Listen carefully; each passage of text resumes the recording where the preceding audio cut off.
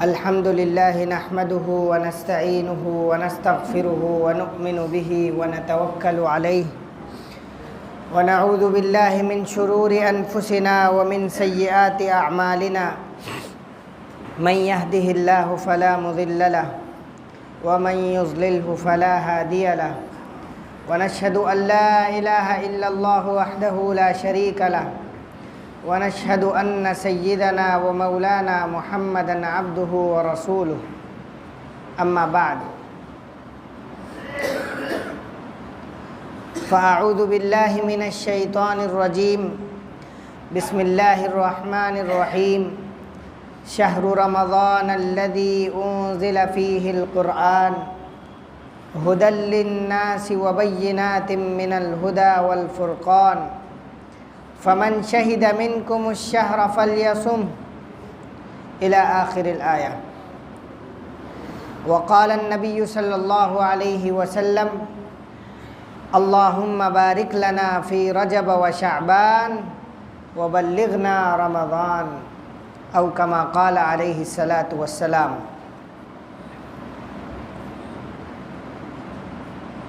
محترم بزرگوں، دوستو، یہ جو مہینہ چل رہا ہے اسلامی نام کے اعتبار سے اس کو ہم شعبان المعظم کے نام سے یاد کرتے ہیں۔ اگر حیثیت کے اعتبار سے دیکھا جائے تو اس ماہ کی اور اس مہینے کی بہت بڑی حیثیت ہے،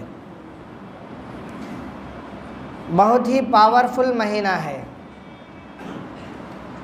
بڑی نسبتوں والا مہینہ ہے، بڑے وی آئی پی سسٹم کے ساتھ جڑا ہوا ایک مہینہ ہے۔ چونکہ ہم لوگ دنیا سے زیادہ قریب ہیں تو ہمیں یوں سمجھنا چاہیے کہ اگر کسی جگہ، کسی شہر میں، کسی اسکول میں یا کسی ادارے میں کسی بڑے سرکاری عہدیدار کا دورہ ہو، پرائم منسٹر کا،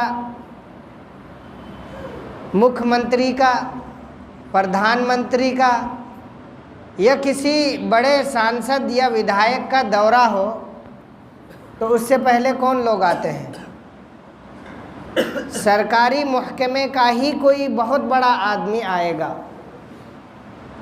وہ یہ دیکھ ریکھ کرنے کے لیے آئے گا کہ نظام سارا درست ہے یا نہیں ہے، سسٹم صحیح ہے یا نہیں ہے۔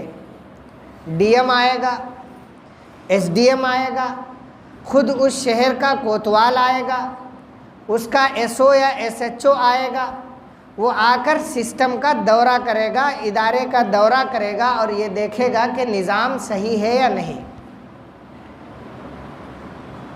اس سے اس دورہ کرنے والی شخصیت کی اہمیت کا پتہ چلتا ہے کہ بڑے آدمی کے آنے سے پہلے، ایک بڑی تحریک کے آنے سے پہلے جو شخصیت یہاں پر تشریف لا رہی ہے وہ بھروسے مند ہے، وہ ایسی چیز ہے جس کے اوپر اعتبار کیا جا رہا ہے، اور وہ ایک راہ ہے ان سے ملنے کا، ان کے سامنے بیٹھنے یا اٹھنے کا، ان کے روبرو ہونے کا۔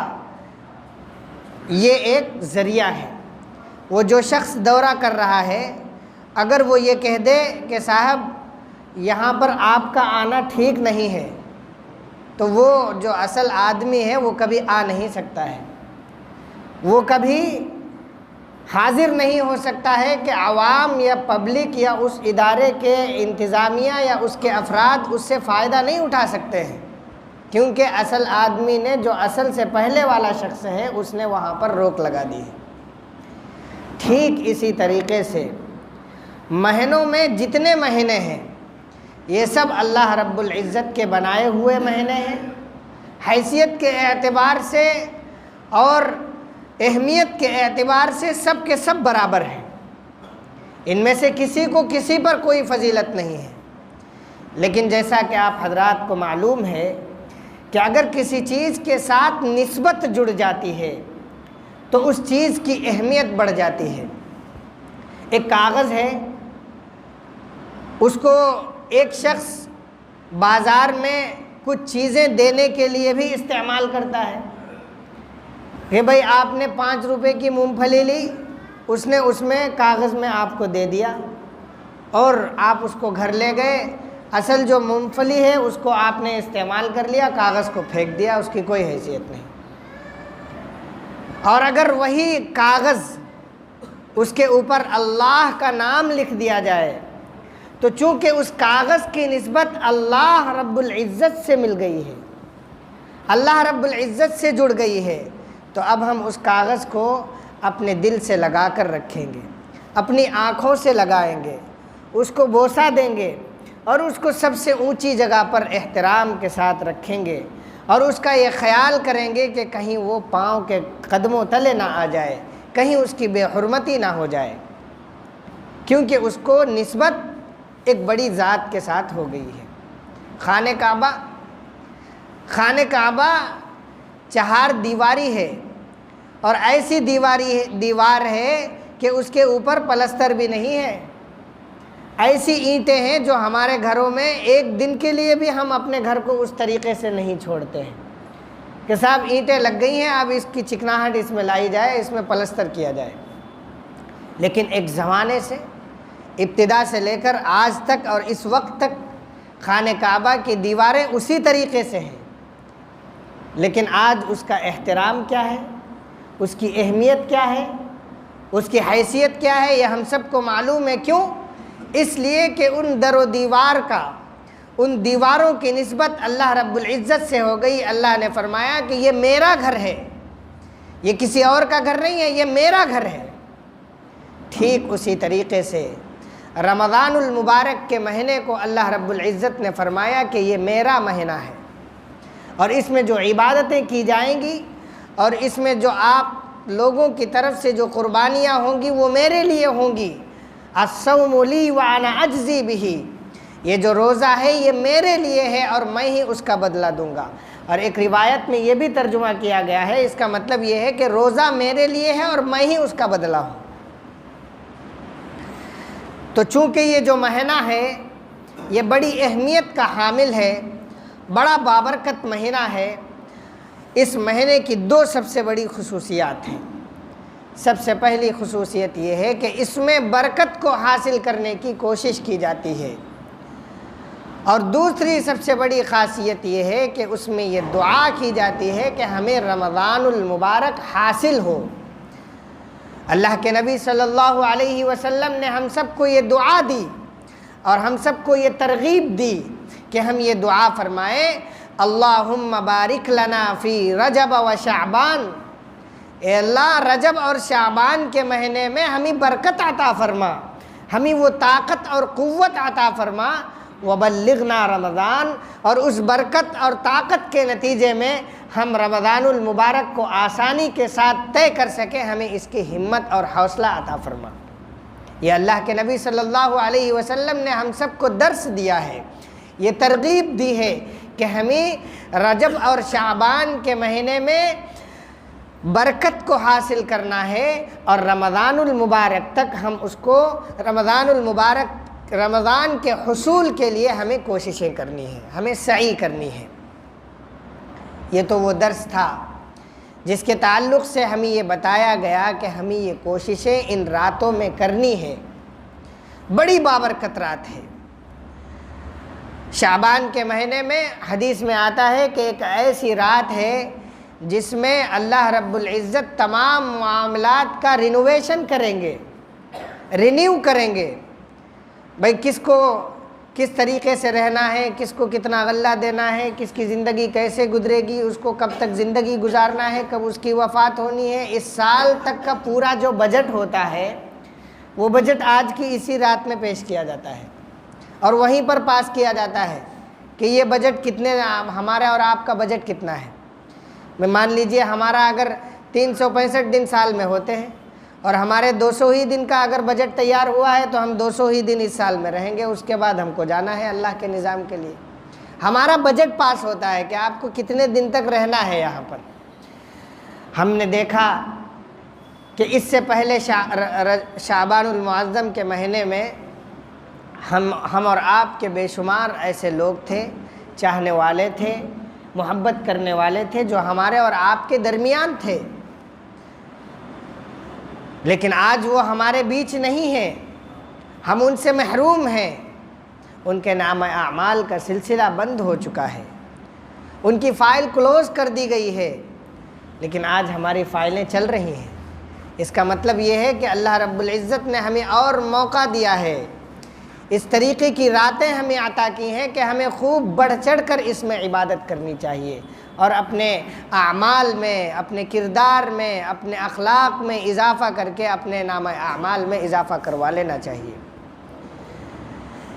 اس رات کے بارے میں اللہ کے نبی صلی اللہ علیہ وسلم نے فرمایا کہ وہ رات لیلۃ النصف من شعبان، شعبان المعظم کے درمیانی رات ہوگی۔ فقہاء کرام نے، مورخین نے، محدثین نے اس کی تعیین یہ فرمائی ہے کہ وہ شعبان کے 14 اور 15ویں تاریخ کے درمیان میں جو رات ہے اس کے بارے میں بتایا گیا ہے، اور اس کو ہم لوگ کہتے ہیں شب برات، لیلۃ البراءہ۔ براءہ کے کیا معنی ہوتے ہیں؟ ہم جو کہتے ہیں نا کہ بھئی ہم اس معاملے سے بری ہیں، ہم اس معاملے سے دور ہیں، ہم اس معاملے سے بھیا بالکل الگ ہیں، یہ جو ہم کہتے ہیں اسی کو عربی میں کہتے ہیں براءت۔ وہ رات جس میں براءت کی جائے۔ یہ براءت کیا چیز ہے؟ اس کا مفہوم کیا ہے؟ اس سے ہمیں کیا سمجھ میں آتا ہے؟ کس چیز سے براءت کی جا رہی ہے؟ شیخ عبد القادر جیلانی رحمۃ اللہ علیہ نے فرمایا، 2 وجوہات بتائی ہیں۔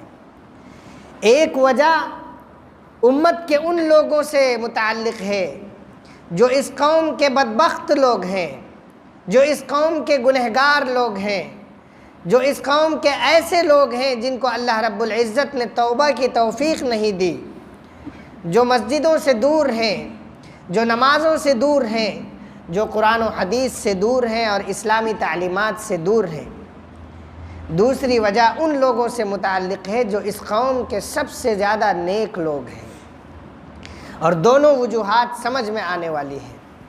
شیخ عبد القادر جیلانی رحمۃ اللہ علیہ نے فرمایا، اللہ رب العزت اس رات میں ان لوگوں سے اپنی براءت کا اظہار کرتے ہیں جو لوگ سب سے زیادہ بدبخت ہیں، گنہگار ہیں، اور وہ اللہ کے قریب آنا نہیں چاہتے، توبہ نہیں کرنا چاہتے، استغفار نہیں کرنا چاہتے، نمازیں نہیں ادا کرنا چاہتے۔ اللہ رب العزت اس رات میں یہ کہہ رہے ہیں کہ بھیا ہم ان لوگوں سے دور ہیں، ہم آج اعلان کرتے ہیں کہ ہم ایسے افراد سے آج کی رات میں براءت کر رہے ہیں۔ اس کو کہا گیا لیلۃ البراءہ۔ شیخ عبد القادر جیلانی رحمۃ اللہ علیہ نے دوسری وجہ یہ فرمائی کہ اللہ تعالیٰ اس رات میں سب سے زیادہ نیک لوگ، جو متقی اور پرہیزگار ہیں، جو نمازی ہیں، جو قرآن و پاک کی تعلیم کرتے ہیں، حدیث کو سمجھتے اور سمجھاتے ہیں، جو دین سے انتہائی قریب ہیں، ان کی ذلت، ان کی پستگی، ان کو کوئی شخص ذلیل کرے، یعنی ان کو کسی بھی طریقے کا نقصان ہو، اس نقصان سے اللہ رب العزت براءت کر لیتے ہیں کہ ہم اس نقصان سے براءت کا اظہار کر رہے ہیں، یعنی آپ کا ہمیشہ فائدہ ہی ہوگا، نقصان نہیں ہو سکتا۔ یہ 2 وجوہات بتائی ہیں شب براءت کے تعلق سے۔ اس سے یہ پتہ چلتا ہے کہ یہ رات انتہائی بابرکت رات ہے۔ اس رات میں اللہ رب العزت آسمان دنیا پر تشریف لاتے ہیں۔ آسمان دنیا کا مطلب ہوتا ہے کہ 7 لیئر ہیں۔ یہ جو آسمان ہے نا 7 پرتوں میں ہے، 1 لیئر، دوسری لیئر، تیسری لیئر، چوتھی، 5ویں، چھٹی، 7ویں، 7 لیئر ہیں۔ اللہ تعالیٰ کا جو عرش ہے وہ 7ویں آسمان کے اوپر ہے،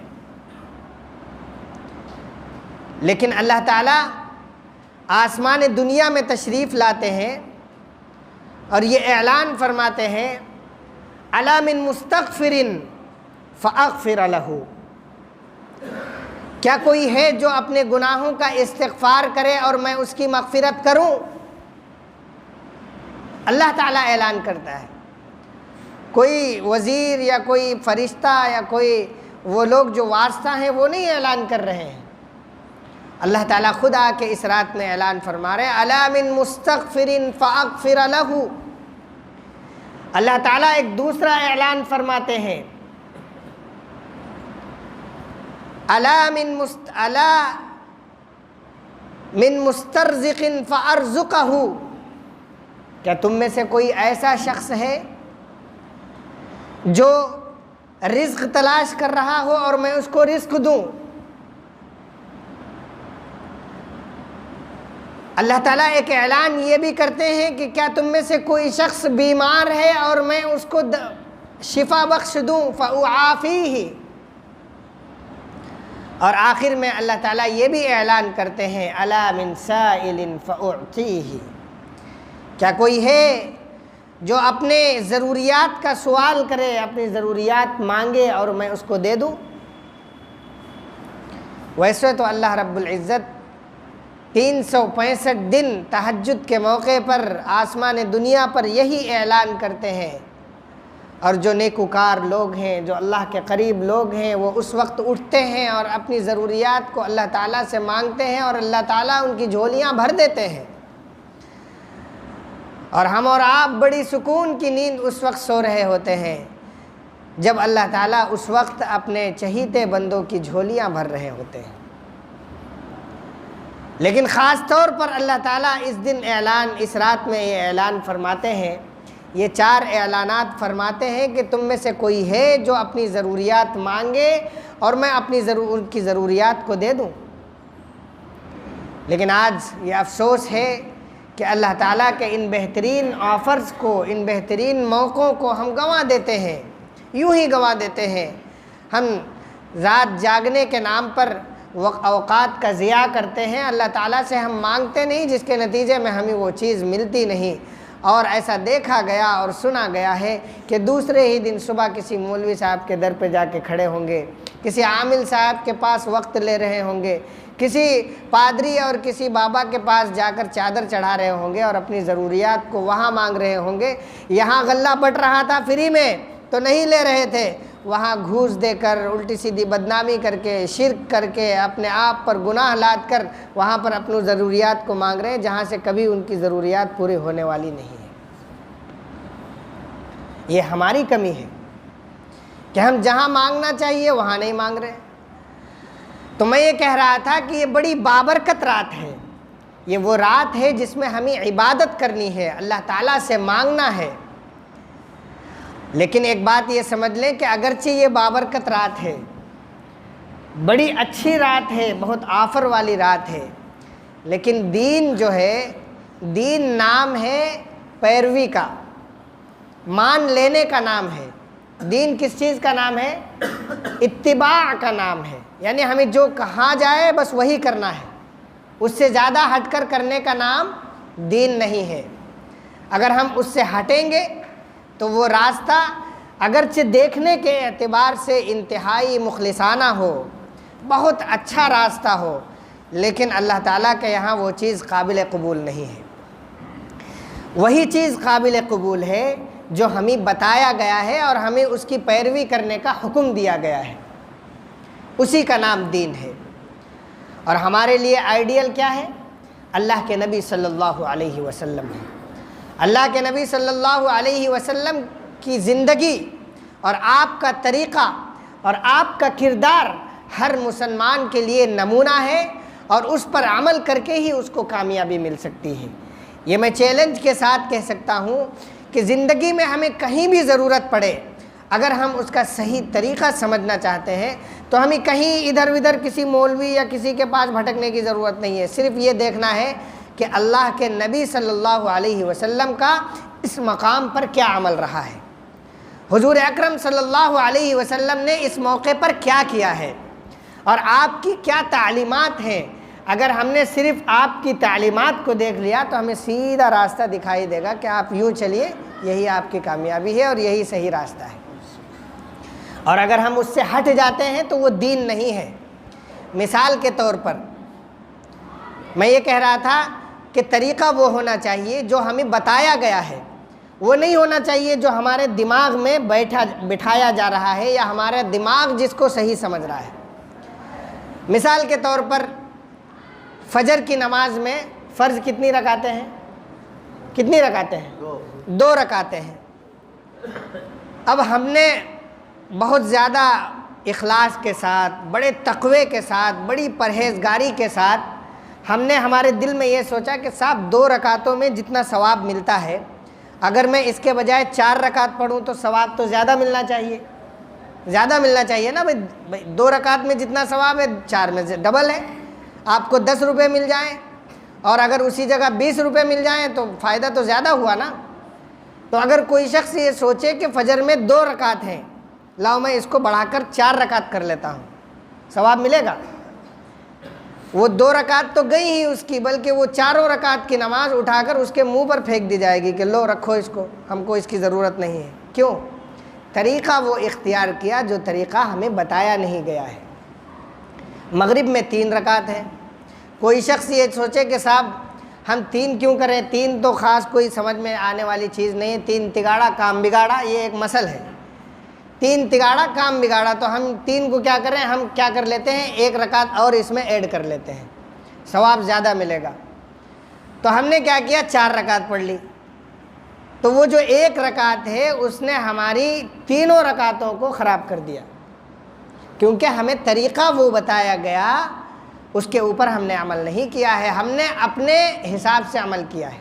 1 رکعت کا بڑھانا بظاہر بڑی اچھی چیز ہے، اخلاص سے بھری ہوئی چیز ہے۔ ایسا ہو سکتا ہے کہ آپ کے دل میں اخلاص ہو، آپ کے دل میں اللہ کی بندگی کی چاہت ہو، آپ کے دل میں ایک محبت ہو کہ ہمیں یہ کام کرنا چاہیے، لیکن فرائض میں اس کو ایڈ کرنے کی اجازت ہے نہیں، اس لیے اس عمل کو پھینک دیا گیا، الٹا آپ کو ریٹرن کر دیا گیا۔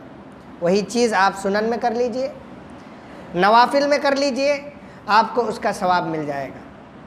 ٹھیک اسی طریقے سے یہ جو رات ہے، اس رات میں وہی اعمال قابل قبول ہیں جن کو اللہ کے نبی صلی اللہ علیہ وسلم نے ہمیں بتایا اور سکھایا ہے، اور اگر اس کے خلاف ہم نے کوئی کام کیا تو وہ ہمارے اعمال قابل قبول نہیں ہوں گے۔ میں بڑے صاف انداز میں آپ حضرات سے کہہ رہا ہوں، اس کو ایک اور مثال کے ساتھ میں سمجھاؤں آپ کو کہ جو اعمال ہوتے ہیں اگر ہم ان کو صحیح معنوں میں ادا کریں تو وہ ہمارے پلس والے سسٹم میں جا کر ملتے ہیں، اور اگر ہم نے کچھ غلطیاں کی ہوتی ہیں تو وہ اعمال ہمارے مائنس والے سسٹم میں جا کر ملتے ہیں۔ جو ہمارا پلس پوائنٹ ہے وہ ہے سنت، اور جو ہم مائنس میں جا رہے ہوتے ہیں وہ ہوتی ہے بدعت۔ مثال کے طور پر آپ نے 1 نمبر لکھا، اوپر دیوار پر آپ نے 1 لکھا، تو اس کا معنی ہوا 1، اس کے بعد ہم نے ایڈ کیا 0، کیا ہوا بھائی 10، اس کے بعد ایک اور 0 ایڈ کیا تو کیا ہوا 100، اس کے بعد ایک اور 0 ایڈ کیا، کتنا ہو گیا 1000۔ اب آپ ایک کام کریے، یہی 0 ادھر سے ہٹا کر 0 کو 1 کے اس طرف رکھیے، کتنا ہو گیا 100۔ کہاں سے ہوا؟ 1 سے مائنس ہو گیا، وہ 0 3 ختم کر دیجئے ادھر سے۔ یہ 1 0 کو جب آپ لیفٹ سائڈ میں رکھیں گے تو وہ 100 ایسے لکھا جاتا ہے، ایسے نہیں لکھا جاتا ہے۔ جب آپ 0 کو ادھر لکھیں گے تو کیا ہو جائے گا بائیں سائڈ میں، وہ -1 پوائنٹ ہو جائے گا۔ دوبارہ جب 0 لکھ دیں گے تو وہ -100 پوائنٹ ہو جائے گا، 10 پوائنٹ ہو جائے گا، دوبارہ لکھیں گے 100 پوائنٹ میں جائے گا۔ تو یہ جو پلس پوائنٹ میں آپ جا رہے تھے یہ تھی سنت آپ کی، جو آپ کے اعمال میں اضافہ کر رہی تھی، جس کو اللہ کے نبی صلی اللہ علیہ وسلم نے کرنے کا حکم دیا ہے، اور اگر ہم نے اسی 1 کے غلط طریقے کو استعمال کر کے 0 ادھر لگانے شروع کر دیے تو ہمارے اعمال میں گراوٹ شروع ہو جاتی ہے، وہی بدعت ہے، اور اس کی اللہ کے نبی صلی اللہ علیہ وسلم نے کبھی ہمیں نہیں بتایا کہ یہ کام کرنا ہے۔ اور آج ہم وہی مائنس والے پوائنٹ کی طرف جا رہے ہوتے ہیں، جو دل میں آیا، جس طریقے سے ہم نے چاہا، جس طریقے سے ہم نے اس کو گڑھا، شیطان نے جیسا ہم کو سمجھایا ہم بس وہی کرتے گئے اور اس کو کامیابی کا راستہ سمجھتے گئے۔ تو میں یہ کہہ رہا تھا کہ جو راستہ ہمیں اللہ کے نبی صلی اللہ علیہ وسلم نے بتایا ہے، اس طریقے پر اگر ہم اس رات کو گزاریں گے تو یہ رات ہمارے لیے برکت کا ذریعہ ہوگی، اور اگر ہم نے اس کے غلط طریقے کو اختیار کر لیا تو وہ برکت کا ذریعہ نہیں ہوگی۔ تو اس رات میں عبادت کا طریقہ کیا ہے، اللہ کے نبی صلی اللہ علیہ وسلم کا کیا عمل رہا ہے؟ تو میں یہ بتا دوں کہ اللہ کے نبی صلی اللہ علیہ وسلم کی جانب سے اس رات میں اجتماعی کسی بھی عمل کا ثبوت نہیں ہے۔ کوئی بھی عبادت اس رات میں مل جل کر کرنے کے تعلق سے اللہ کے نبی نے کہیں نہیں بتایا ہے اور نہ کبھی کیا ہے۔ مثال کے طور پر آج بڑے شہروں میں آج کی رات میں باجماعت نمازیں ادا کرنے کا ایک سلسلہ ہے، ایک رواج ہے کہ بھئی سنت نماز ہے لیکن ہم کیا کریں گے، باجماعت ادا کریں گے۔ تو یہ باجماعت جو کر رہے ہیں، جماعت کے ساتھ جو ہم نماز کر رہے ہیں اس رات میں، اس کا ثبوت نہیں ہے۔ باجماعت قرآن ختم کرنے کا ایک نظام ہے، کچھ ایسی صورتیں ہیں جن کے تعلق سے ہمیں یہ بتایا گیا کہ اس رات میں جو ہے جماعت کے ساتھ یہ صورتیں پڑھی جائیں تو ہماری زندگی میں اتنی برکتیں آئیں گی۔ یہ طریقہ بھی سنت کے خلاف ہے۔ اللہ کے نبی صلی اللہ علیہ وسلم کا عمل یہ نہیں رہا ہے کہ ہم جماعت کے ساتھ کوئی بھی عمل کریں، خواہ وہ عبادت کے تعلق سے ہو، خواہ وہ تلاوت کے تعلق سے ہو، خواہ وہ ذکر و اذکار کے تعلق سے ہو، خواہ وہ دعاؤں کے تعلق سے ہو، جماعت کے ساتھ کرنے کا، مل جل کر ایک گروپ کے ساتھ کرنے کا کوئی ثبوت نہیں ملتا ہے۔ لہذا اس رات میں ہمیں عبادتیں انفراداً کرنی چاہیے، الگ الگ طریقے سے کرنی چاہیے۔ اگر آپ کو 4 رکعت پڑھنی ہے آپ الگ پڑھ لیجئے، دوسرا آدمی الگ پڑھ لے گا، آپ کا دوست الگ پڑھ لے گا، وہ الگ الگ کر لے گا۔ قرآن پڑھنے کا شوق ہے، آپ کوئی پارہ پڑھ لیجئے، کوئی دوسرا تیسرا پارہ پڑھ لے گا، کوئی چھٹا پارہ پڑھ لے گا۔ یہ طریقہ ہے کہ آپ الگ الگ طریقے سے کریں۔ یہی اللہ کے نبی صلی اللہ علیہ وسلم کا عمل رہا ہے کہ اجتماع میں جمع ہو کر کوئی کام نہیں کرنا ہے۔ اور اللہ کے نبی صلی اللہ علیہ وسلم کی حدیث ہے کہ لا تتخذوا بیوتکم قبورا، تم اپنے گھروں کو قبرستان نہ بناؤ۔ قبرستان میں کیا ہوتا ہے بھائی؟ قبرستان میں وہاں جائیے، یہاں پڑوسی میں ہے قبرستان، یا کھڑکی سے جھانک کر دیکھیے، وہاں پر کچھ لوگ قبر میں بیٹھے ہوئے ہیں، کیا سب لیٹے ہوئے ہیں۔ تو گھروں میں عام طور پر ہم لوگ کیا کرتے ہیں، لیٹنے ہی کے لیے جاتے ہیں، سونے ہی کے لیے جاتے ہیں۔ تو گھروں کو قبرستان مت بناؤ کہ صرف سونے کی جگہ اس کو بنا لیا ہم نے۔ گھروں میں نمازیں پڑھا کرو، سنتیں گھروں میں پڑھا کرو، نوافل گھروں میں پڑھا کرو۔ اس سے گھروں کی جو عورتیں ہیں ان کے اوپر ایک اثر پڑے گا کہ بھئی ہماری بھی تو نماز چھوٹی ہوئی ہے، ہمیں بھی نماز پڑھ لینا چاہیے۔ جو ہمارے بچے اور ہماری نسلیں ہیں وہ دیکھیں گی کہ ابا نماز پڑھ رہے ہیں تو لاؤ ہم بھی جو ہے جب بڑے ہوں گے تب نماز پڑھیں گے، اور نماز بھی کوئی چیز ہے۔ اور گھروں میں خود نور آئے گا، گھروں میں برکتیں آئیں گی۔ گھروں میں تو عورتوں کا ایک نماز کی ایک جگہ ہونی چاہیے۔ چلو اگر نہیں ہے، اتنی گنجائش نہیں ہے، لیکن نماز گھروں میں پڑھنے کا حکم ہے، فرض نماز نہیں، سنتوں کو پڑھنے کا حکم ہے۔ آپ یہاں سے فرائض پڑھ کر سیدھے گھر جائیے، وہاں مصلی بچھائیے اور وہاں نماز پڑھیے۔ فجر کے تعلق سے تو یہ آتا ہے، علماء کرام نے لکھا ہے کہ اگر کوئی شخص فجر کی سنتیں اپنے گھر میں پڑھ کر مسجد جاتا ہے تو اس کے لیے برکت کے دروازے اسی وقت کھول دیے جاتے ہیں۔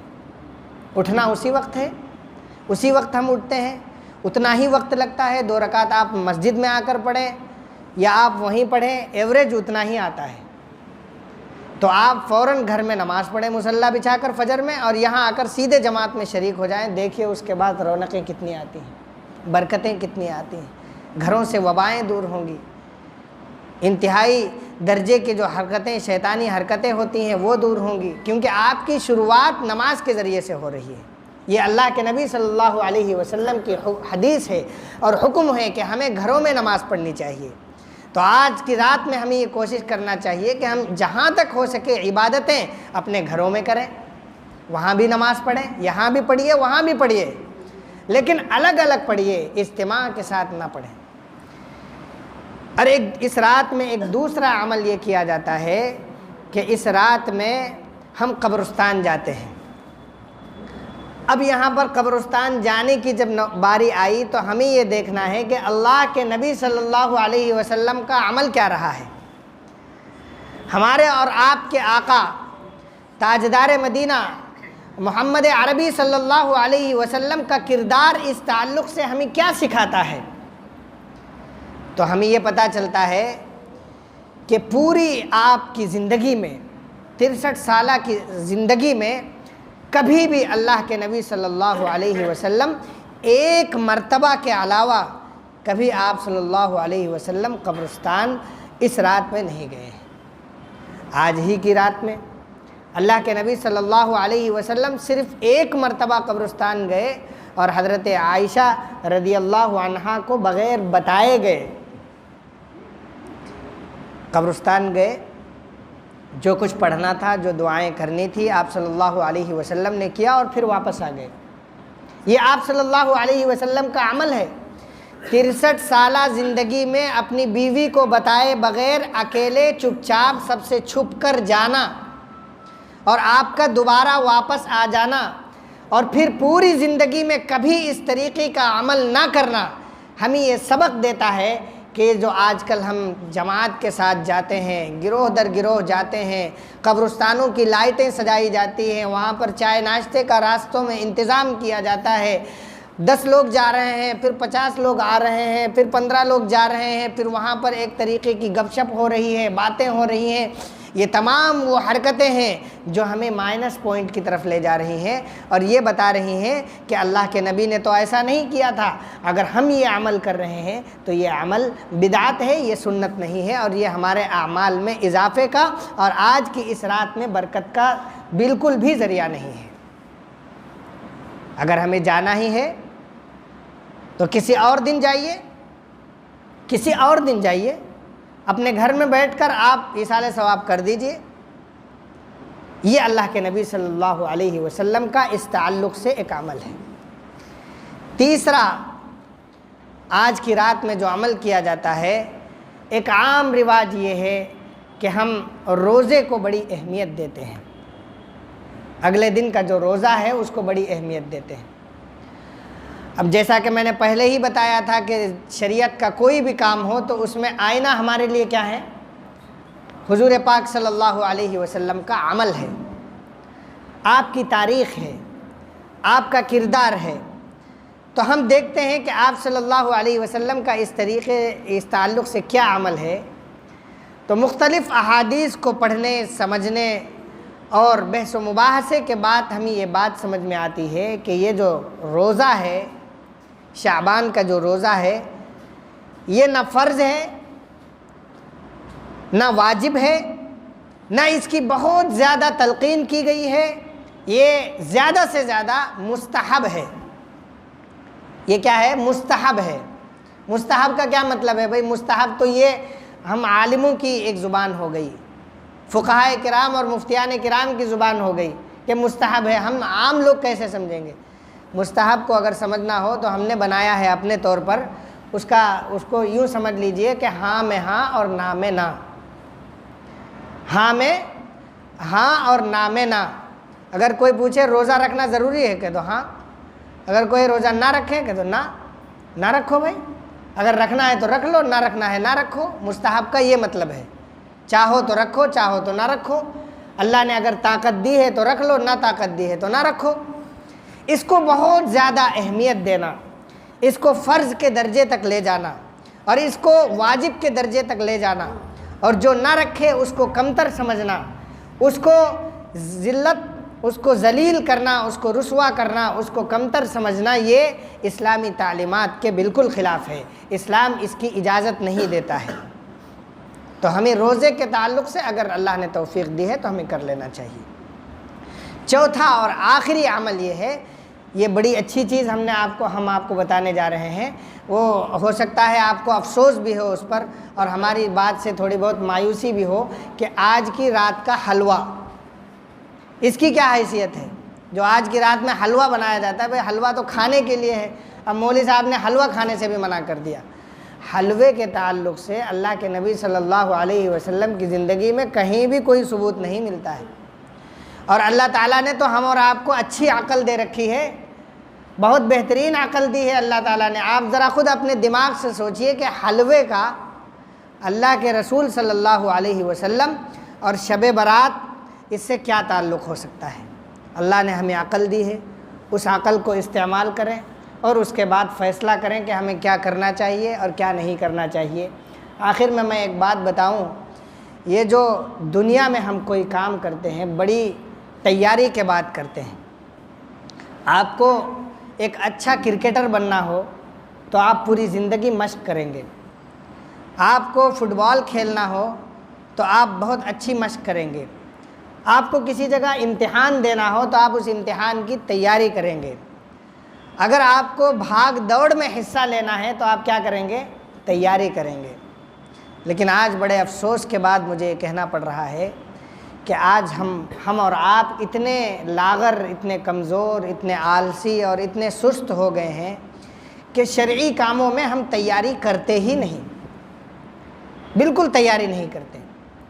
یہ جو شعبان کا مہینہ ہے، اللہ رب العزت نے ہم اور آپ کو ٹریننگ کورس کے طور پر دیا ہے، رہل سہل کے طور پر دیا ہے، تیاری کے طور پر دیا ہے کہ جو رمضان کا مہینہ آ رہا ہے، اس مہینے میں تمہیں جس طریقے سے عبادت کرنی ہے اس طریقے کی عبادت اس شعبان کے مہینے میں کر دیکھ لو۔ جس طریقے سے تمہیں رمضان میں روزے رکھنے ہیں وہ روزے تم آج کے اس مہینے میں کر دیکھ لو۔ جو تمہیں نفسانی خواہشات سے بچنا ہے رمضان میں وہ حرکتیں تم یہاں کر دیکھ لو۔ تم اپنے آپ کو مضبوط بنا لو۔ جب تم مضبوط بنا لو گے تمہارے لیے رمضان کا گزارنا آسان ہو جائے گا، عبادتیں کرنا آسان ہو جائے گا۔ آج جب ہم لوگ ورزش کرتے ہیں تو وارم اپ کا ایک آپشن ہوتا ہے، باڈی کو گرم کرنا۔ جو لوگ ورزش کرتے ہوں گے، جو لوگ ریل سیل کرتے ہوں گے، جانتے ہوں گے کہ 5 منٹ باڈی کو گرم کیا جاتا ہے، کیونکہ اگر باڈی کو گرم نہ کیا جائے، خون اس وقت جو ہے آرام سے ہے، اچانک ہم الٹی سیدھی حرکتیں کرنے لگے تو کیا ہو جائے گا؟ بلڈ پریشر ہائی ہوگا، اٹیک پڑے گا، نقصان ہوگا۔ تو آہستہ آہستہ گرم کیا جاتا ہے خون کو، اس کے دورانیے کو، اس کی اسپیڈ کو بڑھایا جاتا ہے۔ اس کے بعد اس طریقے کی حرکتیں کی جاتی ہیں جو ہمارے دل پر اور ہماری رگوں پر، ہماری نسوں پر اس کا فرق نہ پڑے۔ یہ جو سسٹم ہے شعبان المعظم کا، یہ ہم اور آپ کی تیاری کے لیے ہے کہ ہم تیاری کریں، اپنی باڈی کو گرم کریں، اس تعلق سے اپنے آپ کو تیار کریں اور پھر عبادت کے لیے ہم مستعد ہو جائیں۔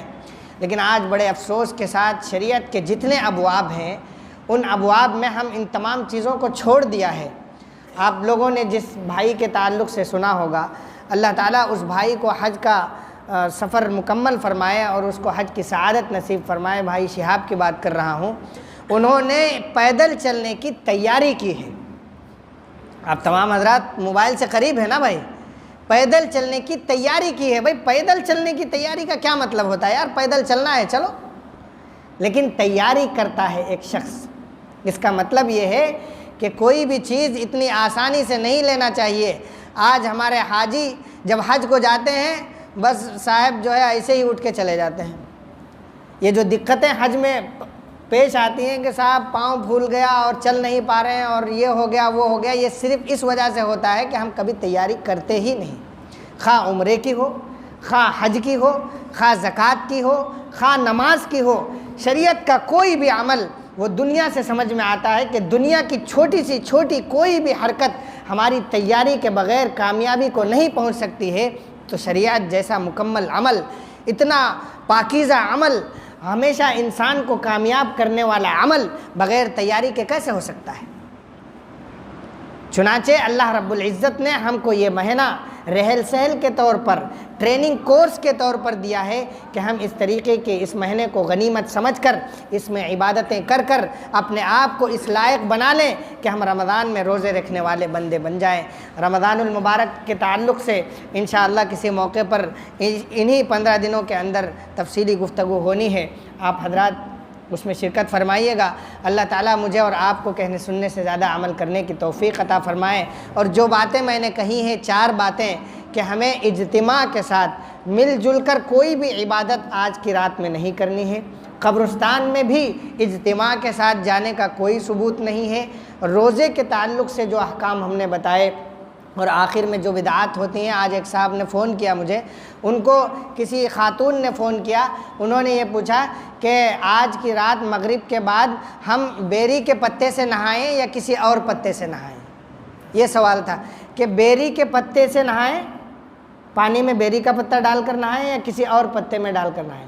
دیکھیے جہالت کتنی زیادہ ہے صاحب۔ اگر آپ پاک ہیں، شریعت میں تو صرف 2 حکم ہے نا، یا تو غسل واجب ہے یا غسل مستحب ہے، اور سیدھے سیدھے غسل کر لیجئے، یا پھر اگر آپ کے اوپر واجب ہو گیا ہے غسل تو آپ وہاں پر غسل کریے۔ یہ غسل بیری میں نے زندگی میں پہلی مرتبہ سنا ہے۔